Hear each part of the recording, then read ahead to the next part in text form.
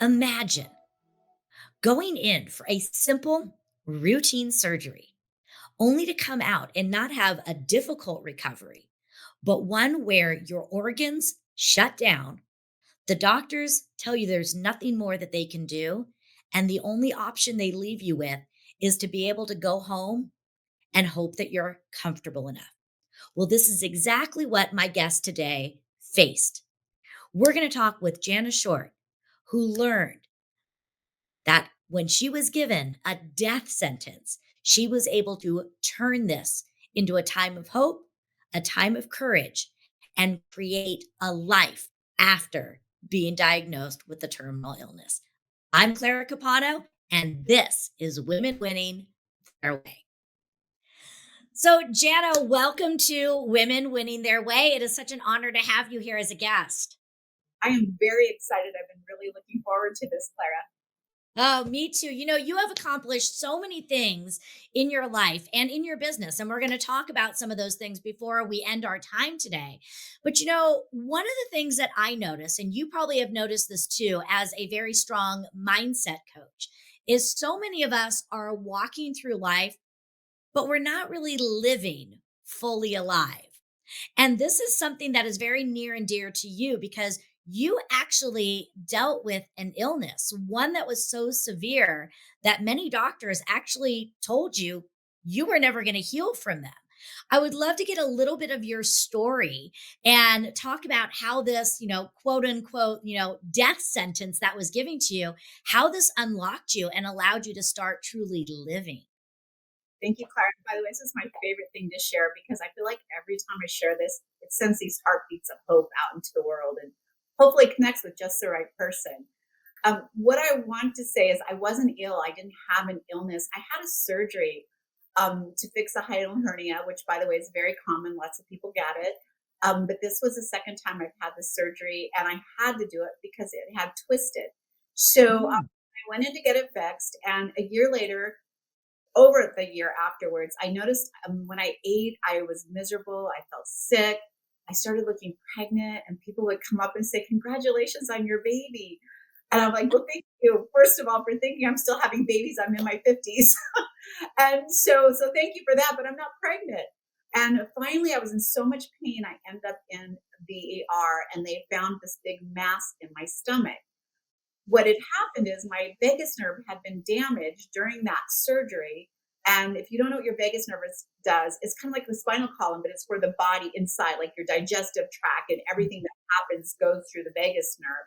And mine had been damaged so that it wasn't sending signals to my stomach. So it wasn't able to empty.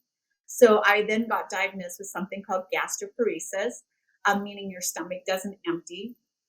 So they decided let's remove her stomach. That'll help with the pain, and we'll be giving her something called TPN, which is a synthetic food that they feed you through a PICC line.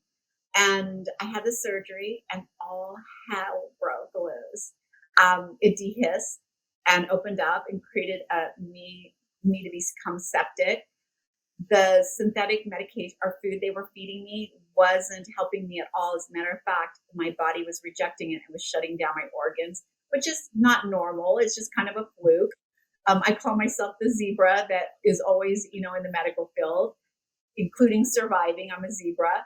But it was bad. And after 3 months in the hospital with my organs shutting down, my doctors came to me and said, "There's nothing else we can do. We can't get nutrients in your body." My hair had already started falling out. My nails were coming out of the nail beds like they were paper and falling right off because my body couldn't absorb nutrients. And so they asked me, "Can we make you comfortable here, or we can send you home and make you comfortable?" I just couldn't wrap my head around what that meant. Mhm. What do you mean make me comfortable, right? And when it finally started heading home for me, I wanted to go home. I'm like, I didn't come in here sick, so I'm not sure what's happening. And here's the part of my story that is my joyful moment. I had a brand new grandson. He was our fifth grandson, um, like weeks before I went in. He was probably 2 weeks old when I went in for this surgery. And 3 months later, I'm dying. And my doctor Right. brings him to me so that I could see him. And I thought, how will he remember me? Like, Clara, how does someone that little create a memory, a smell, a laugh, the feel of like what it felt like to be hugged by me? And I became desperate for that moment with him. Mhm. And how was I going to create it? And I also was dealing with this massive depression. I felt like getting that death sentence is kind of like what it must feel when you're convicted of a crime and you're Right. death sentence, right? And there's Mhm. no escape. You're looking for a way out, and it feels like you're surrounded by dread, and they're marching you to that moment that they say you have 2, 3 weeks, right? And you're being marched towards that moment. And that's all I could focus on, which was extremely debilitating for me. And then this grandson was put in my arms, and this moment of clarity came to me that I can create a moment, some sort of memory with him. And so I Mhm. got my laptop because I was too sick to even stand up. I got my laptop and I typed in the words, desperate for health answers, looking for holistic options. And I was blown away. The whole world opened up to me in this little deathbed, right?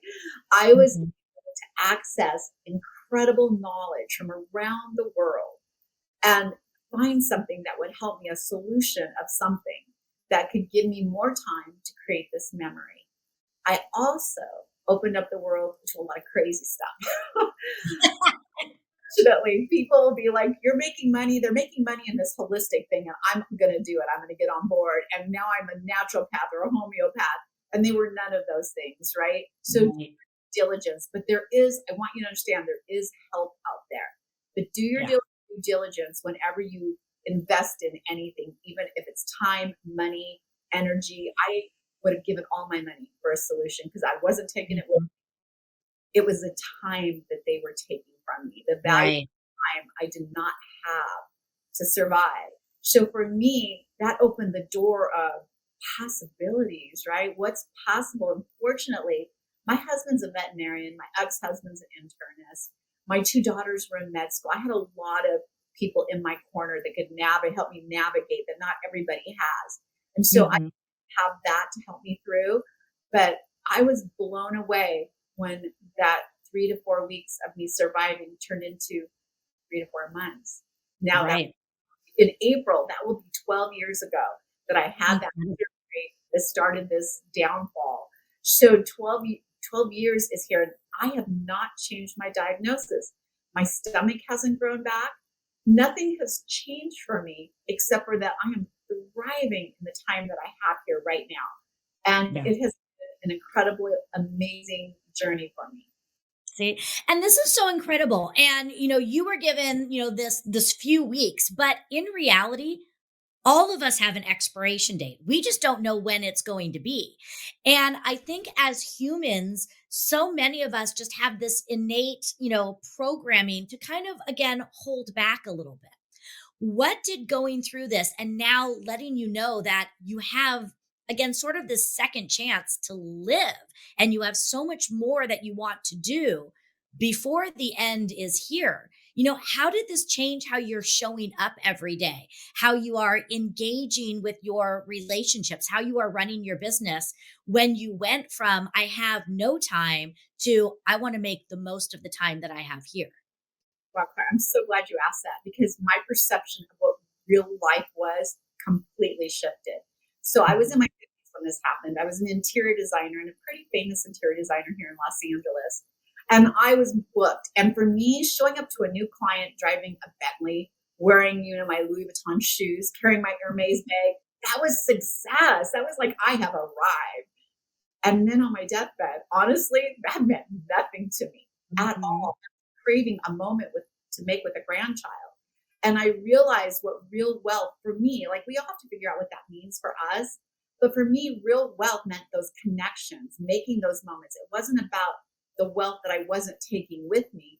It was about the wealth of love and connection and getting to, you know, really meet these people on a level that leaves an impression, right? With me and with them. And so for me, moving forward in my business, it became more about connection. How do I make real connection with people? My business is an online business. How do you connect like really connect with someone online? It is absolutely possible, but it takes work. It can't be about you. It has to be about them. But how do I Mhm. make forget about them and still, be able to incorporate what I do and who I am into that. It's definitely a little tricky to maneuver, but for me, it's been all about moving into that connection. And you just said, Clara, something so important. Why did I have to be in my 50s and get a death sentence to understand what real living was? To not just be surviving through life and just going through the motions, but thriving through every minute of it. But unfortunately, this is a story I hear all the time. I was in a Right. crash. I had a head injury. I lost Mhm. a child or a loved one, and it completely changed my perspective of life. Why does something like that have to happen? For us to really step into our true purpose and really thrive in this beautiful journey that we were gifted here. Absolutely. So I want to talk about maybe just some of the strategies because you hit on something that I think is really key. It's this idea of making true connections. And so many of the people that are following the show are, professionals. And being that the world is moving so fast, what are some of the things that you have learned? What are some of the takeaways that you can share with some of the professional people that are watching this on what are some ways to actually build true connection? So we're not just selling something, but again, we're building those connections and those relationships. I do something in my business called Give, Give, Ask. Because a give for me is not just giving them something, it's building something, getting them an opportunity to get to know me, who I am, and start building that trust and rapport. So I have clients that I work with that say, that will never work for me. I've given away this and I've given away that, and it never worked for me. Those don't work. But I'm like, if you're sitting here and you're one of my clients, you have been through my give, give, ask. That's how you ended up here. And here we are working together. So it is possible. So when you do a give, give, ask, your gifts, especially for me, it's a big ask. If somebody's doing a cover in my magazine, those aren't cheap. It's a big ask. So what do I give them to show them that I show up, get to know me a little bit better, where we're connecting like this? And it has been what I have been doing for the last 3 years and has blown up my business and brought my magazine to 1.5 million subscribers just because it's about them. How do I serve them? How do I open the door and get to know them as human beings on that level? How do I build trust and rapport with them? And once I figured that out for me, it has been fabulous. And now what I do with my clients is help them figure that out for them. What does that give? If I gave, like, I don't know, a free dental workup, that's not even the field I'm in. That would not Right. be something that would help them build trust and rapport, see the kind of work I can do for them, and open that, that trust and rapport building with us. So you have Mhm. to think about, what is it I'm asking, and what's in alignment with what I'm asking that I could give them that's an experience, not just an experience that connects with me so they get to know me a little bit better. And once I started that, it has been, I don't even look back. I have not even had to change the give, give, ask. It's been the Mhm. exact same for 3 years because Yeah. it works so well. Today's episode is sponsored by our friends at Cutco. For over 75 years, Cutco has been known for the quality and professionalism of their knives and kitchenware. But did you know that they also are a partner in your business? When you work with a partner at Cutco, they help you build a business based on relationships and referrals. When you gift a Cutco product to your clients and business partners, you are there with them daily as a reminder of the quality and value you bring to them. I've been using Cutco in my business, and it definitely has sent a message that I am proud of. So if you're looking for a partner in growing your relationships and your business long term, make sure to work with Cutco.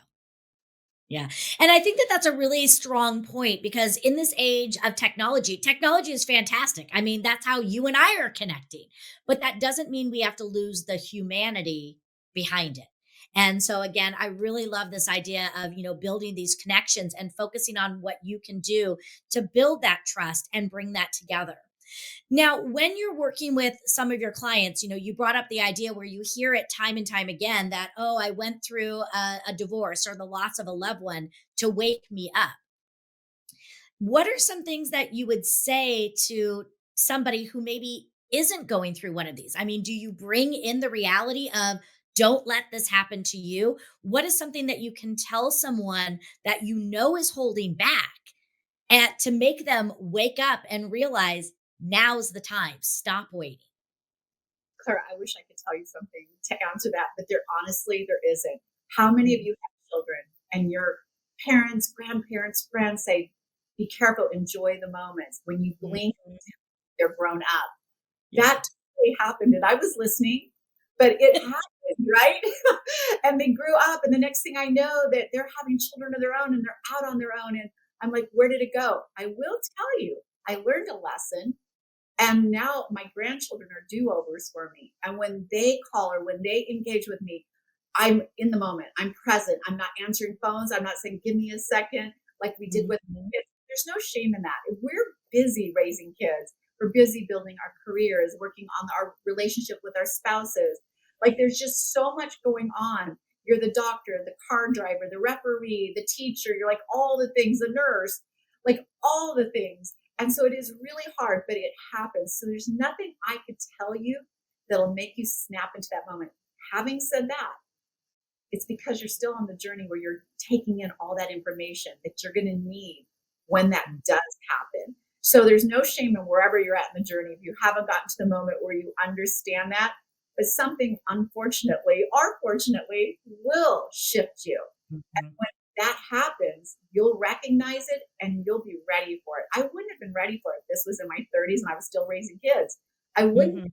I would have got right back into the friend that you do, with your kids, and time would have flown by, and I'd be like, "What happened? Where did it go?" Mhm.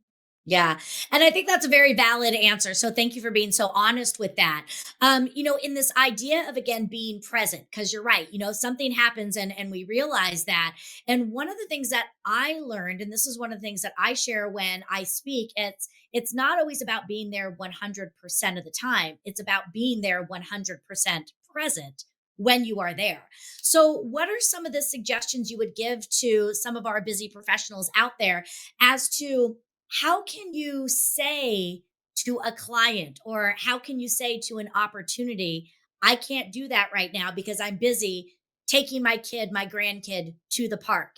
So you don't lose face on a professional level, but you can still maintain your integrity of being present where you need to be present. That is a really good question, and I will tell you, don't use the word busy ever to your clients. They don't care. They're busy too. Exactly. Busy is not the word to use. But here's the thing, I'm really good about scheduling. And when I have that opportunity, my clients will schedule literally the whole year out. Like if they're seeing me twice a week, they'll book out for the whole year. But what happens 6 months down the line? I booked a vacation. I have to go in and tell them, like, look, I have to move you. So I'm really open with them about the quality of my life. I come first. My health comes first. My relationships come first, including them as a relationship, right? Mhm. So I feel like once you do that, you're setting what I'd say is maybe the gold standard for what they can do for themselves so that they Mhm. understand it's got to be a healthy balance between family, life, and myself, right? What I'm giving back to myself. And I Right. take care of myself first. Like anything comes around that I know I need to pay a little more attention. I told you I'm living in the same diagnosis. Some Mhm. described it that even to my doctor, I feel like I'm in a hole and I'm constantly digging, digging, digging to keep my head above, the hole before I get buried. And it feels that way sometimes to me. Well, I want to make sure that when you're going out doing business, it doesn't feel that way to you. You shouldn't be feeling like you're in a hole constantly Exactly. for breath. Yeah. You have to come first. One of the things I do is on my calendar, I live by my calendar. It's color coded. If it's not on my calendar, it probably isn't going to happen. Um, I color code in for me special things. Like Wednesdays are my complete day to myself. I can read a book, I can take a walk, I could go get a massage.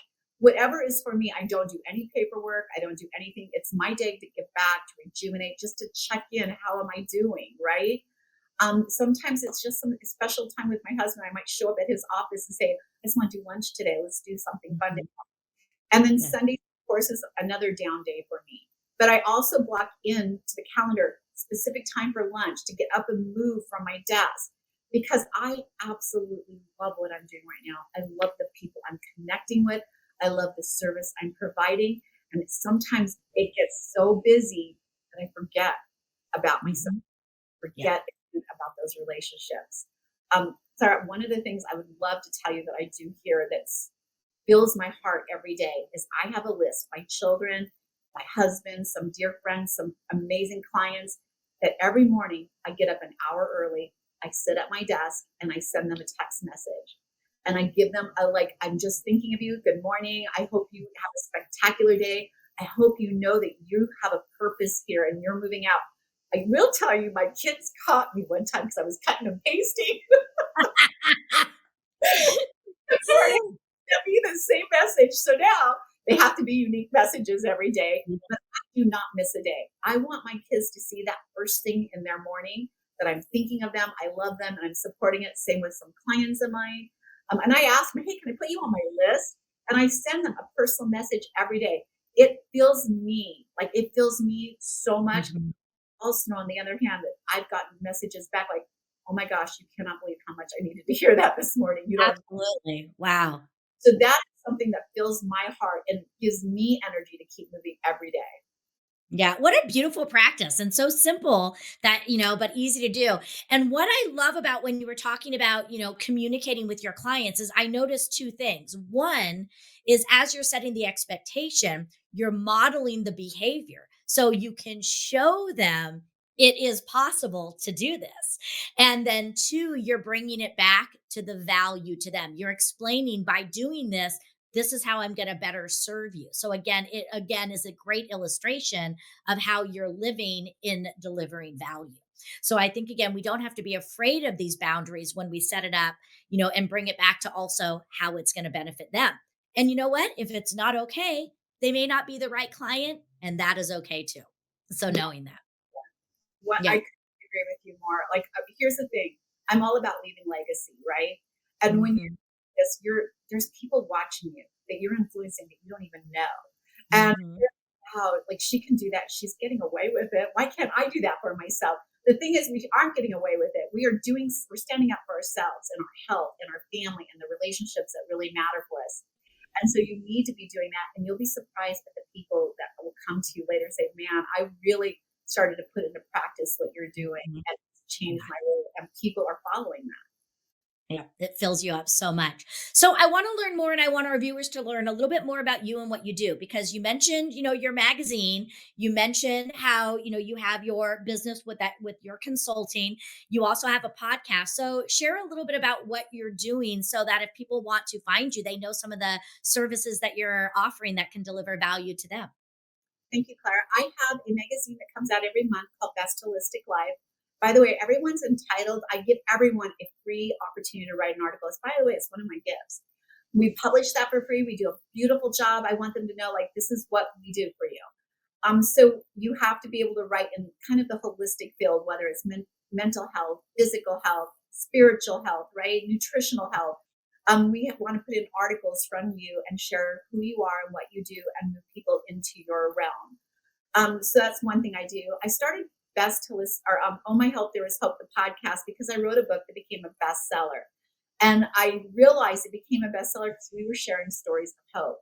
People who were in a dark place and it moved them into their purpose, their passion, and they're grateful for that moment now.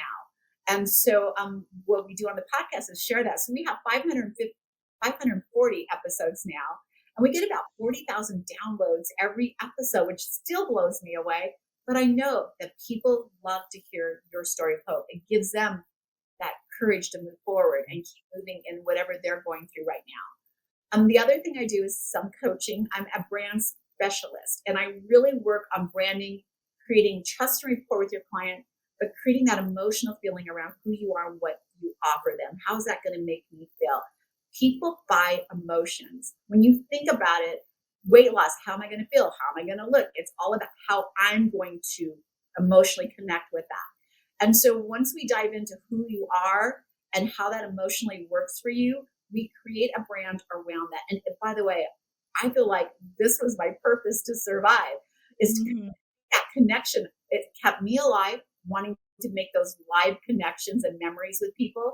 And then I thought, how do I do this online now? How do I pull you that needle out of a haystack? Because there are millions of you online, exactly like you, right? They might have a better website or they might have a better tagline. But if they are not emotionally connected, they're just noise in the background. Mhm. So I really found my purpose helping people create that emotional connection with potential clients, and be able to serve. Like, I don't even say sales, it's really about what you're in service of others. Mhm. I love that. So powerful. And again, always bringing it back to this idea of trust, of value, of serving others. And I love how you bring it back to, again, the emotion behind it. So, no surprise why you're having so much, tremendous success. And we're going to put all of your links in the show notes. So, for those of you that are following, go and check out her podcast. It is absolutely incredible. And again, those stories of hope, of courage, they're going to inspire you to take action in your life. Check out her website, check out her programs, because again, she can help you craft your message so that it's really connecting. And again, the magazine, I'm so excited you actually allowed me to write an article. So that's going to be coming out, and I'm really excited for that. So, Jen, I have one last question for you before we close out our show today. Sitting where you are today, you started off by talking about the Bentley and the Hermes bag and all of those things. Sitting where you are today, how do you define success for yourself now? Human connection with others. Like, I want to leave a legacy of when I'm not here any longer, that they remember how they felt when they were with me. They were laughing all the time. They felt loved. They felt heard. That for me is wealth and success. Beautiful. Well, Janet, thank you so much. I love your message. You and I, met over even just on technology through LinkedIn. And, the conversations I had with you are just so spot on. And the way that you show up so authentically, the way that you show up again with your heart, I know that that is just, again, impacting so many. And I just am so honored that you were able to share time with me today. So thank you so much for being a guest on Women Winning Their Way. Thank you, Clara. This has been so fun. Yeah.